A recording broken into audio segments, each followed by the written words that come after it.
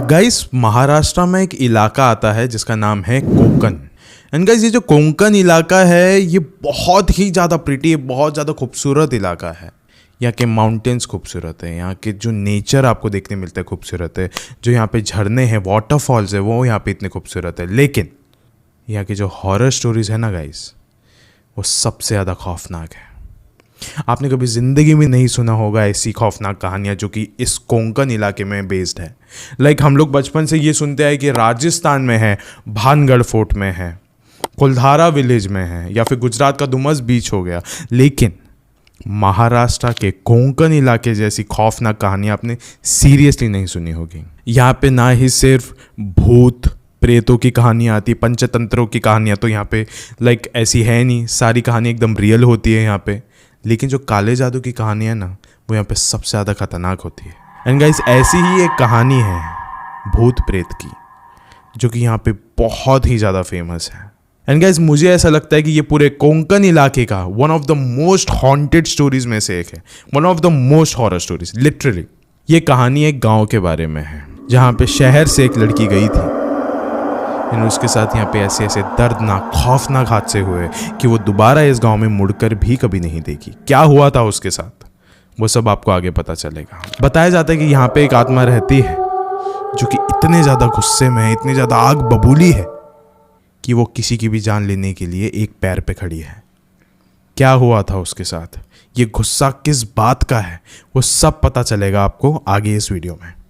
लेकिन कहानी शुरू करने से पहले मैं आपके लिए एक बहुत ही ज़्यादा इंटरेस्टिंग चीज़ लेकर आया हूं, जिसमें आप फन के साथ साथ ढेरों सारे पैसे भी कमा सकते हो। एंड इसका नाम है पैरीमैच, जो कि गेमिंग के लिए नंबर 1 प्लेटफॉर्म है, जहां पे आप सिर्फ एक क्लिक से रजिस्टर कर सकते हो। गाइज, इसमें 5000 प्लस गेम्स है, जैसे कि जेटएक्स, लाइटनिंग रूलेट एंड अंदर बाहर, एंड ऐसे और भी बहुत सारे गेम्स है। एंड गाइज, इसमें एंट्री पॉइंट्स भी बहुत ज़्यादा कम है, आप सिर्फ और सिर्फ 200 रुपये से भी गेम खेलना स्टार्ट कर सकते हो। एंड गाइज, पैरीमैच में आपके पैसे विड्रॉ करने के सिस्टम भी बहुत ही ज़्यादा आसान है। एंड गाइज, यहाँ पे आपको उसके लिए कई सारे ऑप्शंस मिल जाएंगे। एंड गाइज, अगर आप मेरी लिंक से अगर आप यहाँ पे एंटर करते हो तो आपको 1,05,000 रुपए का बोनस भी मिलेगा, जिसके साथ साथ आपको और भी ज्यादा वीआईपी बोनसेस मिलेंगे। सो गाइज, देरी मत कीजिए एंड जल्दी से डाउनलोड कर लीजिए, आपको इसका लिंक मिल जाएगा मेरे कमेंट सेक्शन में। अब ये वीडियो शुरू करने से पहले ऐसे ही और horror, mysterious and historical videos देखने के लिए सब्सक्राइब कर दीजिए इस चैनल को। अब ये कहानी शुरू होती है। ये कहानी है अर्पिता की, जो कि कोंकण के एक गांव में रहा करती थी 20 साल पहले उसके शिफ्ट होने के। अभी फिलहाल के लिए वो शहर में रह रही है, क्योंकि 20 साल पहले उसकी दादी ने उसको भेज दिया था शहर में पढ़ाई करने के लिए। एंड गाइस, जब भी वो अपने गांव में रहती थी तो उसकी दादी ही उसका देखभाल किया करती थी, क्योंकि बहुत बचपन में उसके माँ बाप ऑफ हो गए थे, लाइक दे वर नो मोर, तो फिर सारी जिम्मेदारियाँ उसकी दादी के ऊपर ही आ गई थी।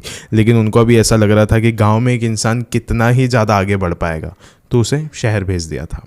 लेकिन अभी 20 साल बाद जाके ये जो लड़की है वो अपने गांव में लौटने वाली थी। उसके लिए वो बहुत ही ज़्यादा एक्साइटेड थी। एंड अब वो फाइनली गांव में आ चुकी थी। गांव में आने के बाद वो अपने दादी को मिली एंड उसने देखा कि बहुत सारे लोग आ गए उसको मिलने के लिए, बहुत सारे लोग आसपास हैं। एंड वो ये सब कुछ देख के थोड़ी सी ऑकवर्ड हो रही थी, उसको वियर्ड लग रहा था कि अरे ये सब लोग मुझे कैसे जानते। फिर उसकी दादी ने कहा कि तू जब यहाँ से निकली थी तब तू बहुत ज़्यादा छोटी थी, इसके लिए शायद से तुझे याद नहीं होगा, लेकिन इन्हें तू बखूबी याद है। एंड उसी भीड़ के बीच में एक बहुत अलग सा ही चेहरा था, एक आदमी का, जो कि बहुत ही ज़्यादा तेज़ मुस्कुरा रहा था अर्पिता को देखकर, एज इफ कि वो बहुत टाइम से जानता हो इस लड़की को। लेकिन फिर भी अर्पिता उसको देख के लाइक कुछ खास ऐसा मोमेंट नहीं कर रही थी कि वो जानती हो उस इंसान को। फिर वो लड़का सामने आया एंड अर्पिता के कंधे पे उसने हाथ रखा एंड उसने पूछा कि तुमने मुझे पहचाना। फिर अर्पिता बहुत ज़्यादा कंफ्यूज लग रही थी एंड उस लड़के के चेहरे पे बहुत ज़्यादा एक्साइटमेंट थी, लेकिन फिर भी ऐसा लग रहा था कि अर्पिता जानती ही नहीं है उसे। अर्पिता ने कहा कि मैं तुम्हें नहीं जानती। फिर लड़के ने बोला, अरे मैं अभिषेक, तुम्हारा अभी हम लोग बचपन में कितना ज़्यादा खेला करते थे, तुम मुझे कैसे नहीं पहचान सकते, एटलीस्ट मेरा चेहरा तो तुम्हें याद होना ही चाहिए। फिर उस वक्त अर्पिता की दादी ने उसको बुला लिया एंड वो अपने घर के अंदर चल गया एंड देख सकती थी कि वो अपने आप में ही कुछ तो बात कर रहा है। फिर अर्पिता को देख के ऐसा लगा कि थोड़ा सा उसे अजीब लग रहा था कि अपने आप में ही क्या बात कर रहा है। फिर अभी कुछ समय बीत चुका था एंड अर्पिता भी आराम से फ्रेश हो गई थी, उसने कपड़े वगैरह सब बदल लिए थे। अभी लेकिन फिर भी वो शहर में रहने वाली लड़की थी एंड उसे अभी ना सिगरेट पीने की तलब हो रही थी। फिर उसने बोला कि मैं घर के आसपास तो नहीं पी सकती, मुझे कहीं पे दूर ही जाना पड़ेगा। फिर वो जैसे ही घर से बाहर निकली उसने देखा कि वही लड़का ठीक उसके सामने ही बैठा हुआ था। अर्पिता भी उस लड़के को देखकर उसके नज़दीक चले गए एंड अभी ना उसने अभिषेक को ऐसा बताया कि वो उसे बहुत अच्छे से जानती है, क्योंकि शायद से वो उससे कुछ फ़ायदा निकालना चाहती थी। कैसे, मैं आपको बताता हूँ। उसने जागते ही अभिषेक को पूछा कि यहाँ पे कोई आसपास में ऐसी कोई जगह है जहाँ पे लाइक मैं जा सकती हूँ और जहाँ पे कोई भी आता जाता नहीं है। देखो, पहले तो अभिषेक बहुत ज़्यादा खुश हो गया कि अब फाइनली उसकी जो बचपन की दोस्त है अब उसे लाइक जानने लग गई है, पहचानने लग गई है, तो वो बहुत ज़्यादा खुश था। एंड उसने अभी थोड़ा सोचा एंड कहा कि हाँ, हमारे गांव में पास में ही एक अंधेरे वाला जंगल है, लाइक जहाँ पे कोई भी आता जाता नहीं है, चाहे ये सुबह हो, दोपहर हो या शाम हो, और रात में तो बात ही मत करो। फिर उस लड़की ने कहा कि चलो फिर जाते हैं हम लोग। अर्पिता ने कहा लेट्स गो। फिर उसके बाद अभिषेक अर्पिता को उस जंगल में लेके चला गया एंड वहाँ पे लेके जाने के बाद जैसे ही अर्पिता ने देखा कि आसपास कोई भी नहीं है तो उसने जल्दी से अपनी सिगरेट बाहर निकाली और उसे लाइट किया। ये देख के अभिषेक बहुत ज़्यादा अपसेट हो गया था, एकदम गुस्से में आ गया था कि अर्पिता तुम ये करने के लिए यहाँ पे आई हो, लाइक मैं बिलीव नहीं कर सकता इस चीज़ को। अर्पिता ने कुछ भी नहीं बोला, उसने बहुत ज़्यादा इग्नोर किया उस वक्त अभिषेक को, कुछ भी नहीं बोला, एकदम शांत थी वो। कुछ देर तक वो दोनों वहीं पे थे एंड अभी अर्पिता की सिगरेट ख़त्म हो चुकी थी। फिर अभिषेक ने कहा देखो, सूरज ढलने वाला है, रात होने वाली है, मैं अब रात में यहाँ पे नहीं रुक सकता, यहाँ पे लोग दिन में नहीं आते, मैं यहाँ पे रात में कैसे रुक जाऊँ। एक काम करो, अगर तुमको सिगरेट एक स्मोक करना है तो तुम यहीं पे रुक जाओ, लेकिन मैं यहाँ से जा रहा हूँ। ये कह के अभिषेक वहाँ से चला गया। अब अर्पिता की स्मोकिंग ख़त्म हो चुकी थी, सिगरेट सारे उसके ख़त्म हो चुके थे। अब उसने बोला कि चलो मुझे घर जाना चाहिए, लेकिन अब सूरज ढल चुका था और रात आ ही गई थी।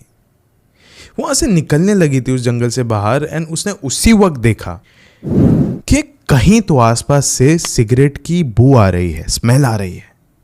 वो स्मेल कर सकती थी उसको एकदम क्लियरली, जैसे कि कोई तो एकदम नज़दीक में ही है, उसके इर्द गिर्द में ही कोई ना कोई तो है जो कि अभी अभी सिगरेट स्मोक कर रहा है। उस वक्त उसने बोला कि मुझे पक्का यकीन है कि आसपास कोई ना कोई तो है, मैं अभी उसे ढूंढते ही रहूँगी, क्योंकि अभिषेक ने कहा था कि यहाँ पे कोई भी होता नहीं है। फिर यहाँ पे अभी और कैसे हो सकता है कोई, वो भी सिगरेट पीने के लिए। That's strange. फिर वो आसपास ढूंढने लग गई, ढूंढते ढूंढते ढूंढते ढूंढते वो सिगरेट के उसको ऐसा लग रहा था कि उस स्मेल के मैं नज़दीक जा रही हूँ, लेकिन वो ना उस जंगल का जो एग्जिट था ना वो उससे दूर जा रही थी। अब वो एक खंडर घर के पास आके खड़ी हो चुकी थी। वो आसपास नज़रें घुमा रही थी, लेकिन उसे वो सिगरेट जिसने स्मोक किया था वो इंसान नहीं मिल रहा था। फिर उसकी ना नज़रें उस खंडर घर के ऊपर गई एंड उसने अचानक से देखा कि ऊपर एक लड़का खड़ा है, वाकई में छोटा सा लड़का, एक बच्चा खड़ा है ऊपर छत के ऊपर। अर्पिता बहुत ही ज़्यादा घबरा गई थी। उसने बोला कि वहीं पे रुकना, हिलना नहीं है वहाँ से, वरना आप नीचे गिर जाओगे। एंड वो घर के अंदर भागते हुए गई, फर्स्ट फ्लोर पे गई एंड जाके उसने देखा कि वो बच्चा वहाँ पे था ही नहीं।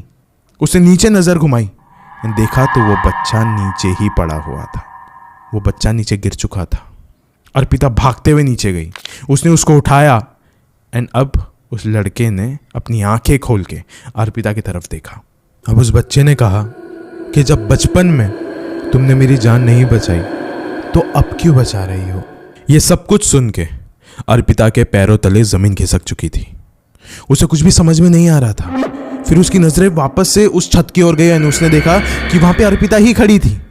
मतलब जब अर्पिता छोटी थी, जिस तरीके की वो दिखती थी, वही वर्जन अभी ऊपर खड़ा था।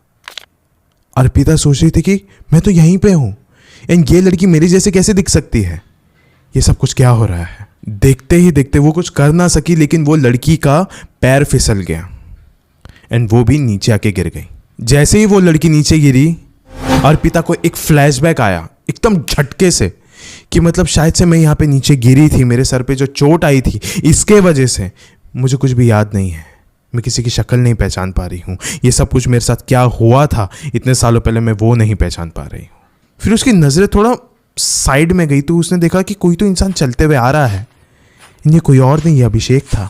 अभिषेक चल चल के उसके नज़दीक आ रहा था। शायद से वो थोड़ी खुश भी हो रही थी कि शायद से कोई इंसान है यहाँ पे अब मेरे सपोर्ट में। फिर उसने उसके हाथ पे कुछ फील नहीं हो रहा था, उसने देखा अपने हाथों की तरफ तो उसने देखा कि वो जो छोटा बच्चा था वो गायब हो चुका था। फिर उसके बाद जो अभिषेक चलता हुआ आ रहा था उसने बोला कि वो जो बच्चा तुम्हारे हाथ में था ना, वो ही मैं हूँ। मैं ही हूँ वो बच्चा जो यहाँ पे फिसल के मर गया था। ये सब कुछ सुन के अर्पिता को होश ही नहीं आ रहा था।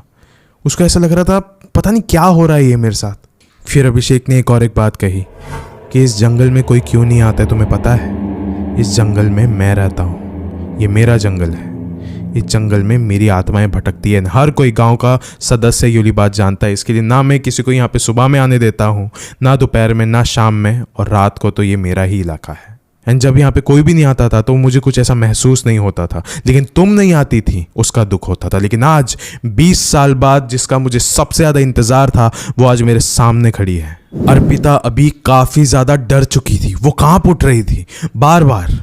अब उसने अभिषेक से माफ़ी मांगना शुरू कर दी थी। वो एकदम गिड़गिड़ा रही थी अभिषेक के सामने कि प्लीज़ मुझे माफ़ कर दे, मुझे नहीं पता ये सब कुछ क्या हो गया, कैसे हो गया, मैं तुझे बचा ना सकी, प्लीज़ मुझे माफ़ कर दे। वो बस माफ़ी ही मांग रही थी जब से। लेकिन वो अभिषेक अब वो नहीं था जो कुछ देर पहले अर्पिता को मिला था। अभिषेक ने एक अलग ही रूप ले लिया था, डरावना दिख रहा था।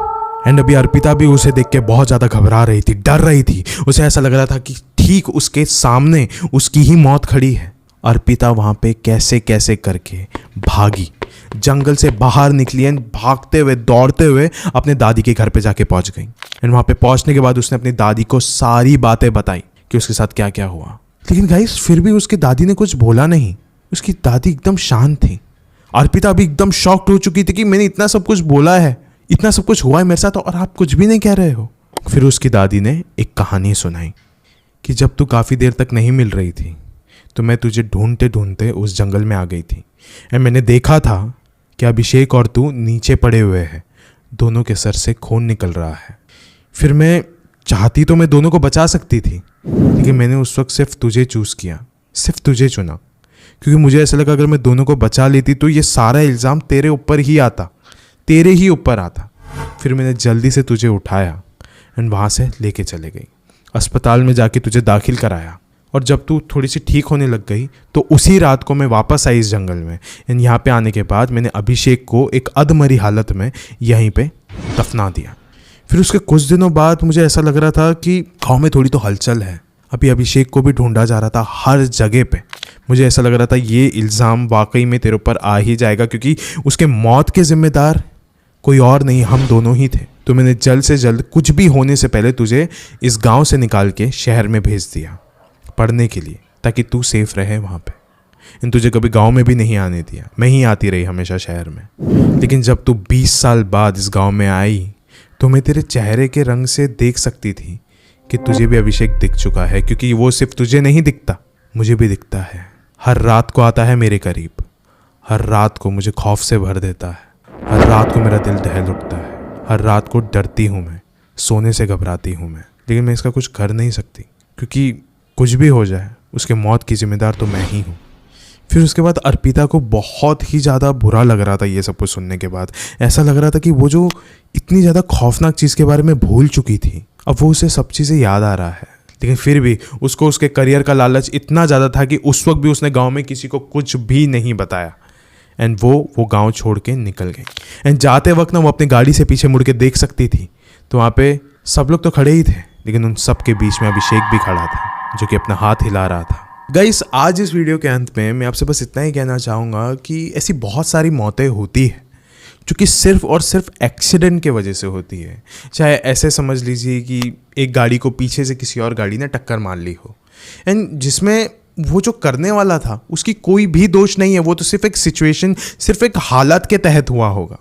लेकिन फिर भी उस इंसान की मौत तो हुई है ना, अचानक से हुई है। उसकी असली मौत के दिन से कई दिनों पहले हुई है, कई सालों पहले हुई है।